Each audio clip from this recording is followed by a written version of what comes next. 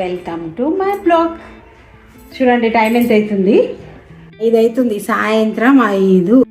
పొద్దున పనికి వెళ్ళి ఇప్పుడు వచ్చిన 5ంటికి. ఇప్పటి వరకు ఇంట్లో నుంచి అంటే పాప లేదు, కోడలు కూడా డ్యూటీకి వెళ్ళింది, కొడుకున్నాడు. ఫోన్ కూడా చేయలేరు. అమ్మ నువ్వు ఇంటికి రాలేదేంది, ఇంకా నువ్వు తిన్నావా, ఏం చేసావా. అదే బిడ్డ ఉంటే ఫోన్ చేసి అడుగుతుంది. ఏమంటారు ఫ్రెండ్స్, అవునా కాదా చెప్పండి. ఇప్పుడు మళ్ళీ బాబుని వదిలేయడానికి వెళ్ళాలి ఫ్రెండ్స్. వదిలేసి మళ్ళీ వచ్చి మళ్ళీ నేను కూడా వెళ్ళాను. చూడండి వచ్చేటప్పుడు కూరగాయలు తీసుకొచ్చిన.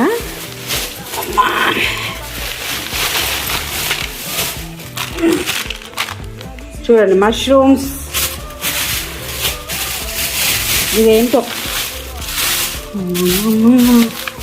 చూడండి ఫ్రెండ్స్, బ్రోకలీ అంట, బ్రోకలీ మా పాప తెమ్మంటే తెచ్చిన. చూడండి బ్రోకలీ, ఇవేమో స్వీట్ కార్న్స్, ఇవన్నీ తీసుకొని వచ్చిన ఫ్రెండ్స్ వచ్చేటప్పుడు. చూసారా, బాబునైతే వదిలేసి వచ్చిన ఫ్రెండ్స్. ఇప్పుడే మా అక్క ఏం చేస్తుందో చూద్దాం. అక్క బట్టలు ఎవరు తెచ్చిరే పైనుంచి?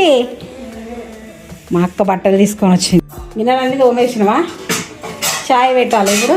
గుడ్డగాడు రాయ్, దిగు నా మంచం దిగు. చూసిరా ఫ్రెండ్స్, నా మంచం ఎక్కి పండుకుంటుంది మంచిగా. నేను వచ్చేలోపు మా అక్క ఇల్లు చేసి గిన్నెలు తోమేసి రెడీగా ఉంది ఇంకొక షాప్కి వెళ్ళడానికి. చూసిరా, ఇప్పుడు టీ తాగి వెళ్ళాలి. అది అక్కుంటే ఎంత లాభం ఉందన్నమాట. పొద్దునేమో కోడలు పని చేస్తారు ఫ్రెండ్స్, ఈవినింగ్ ఏమో మా అక్క పని చేస్తుంది. నేను అదృష్టవంతురాలి కదా. వాళ్ళు మన ఇంటి దాకా వచ్చి ఇచ్చిపోయినందుకే మనం ఎంతో సంతోషించాలి. తప్పకుండా ఏదైనా ఫంక్షన్కి ఒక్కరోజు ముందు వచ్చినా, ఆ రోజు చెప్పినా మనకు వీలైతే తప్పకుండా వెళ్ళాలి ఫ్రెండ్స్. ఎందుకంటే ఫంక్షన్ అంటేనే ఒక 10 మంది వస్తేనే చాలా సంతోషంగా ఉంటుంది. ఎవరికైనా సరే మన ఇంట్లో ఫంక్షన్ చేసుకున్నా కూడా అంతే కదా. కాబట్టి ప్రతి ఒక్కరం ఒకరికొకరు రెస్పెక్ట్ ఇచ్చుకోవాలి. వెళ్తూ వస్తూ ఉంటేనే చుట్టరికం. ఏమంటారు ఫ్రెండ్స్, అవునా కాదా?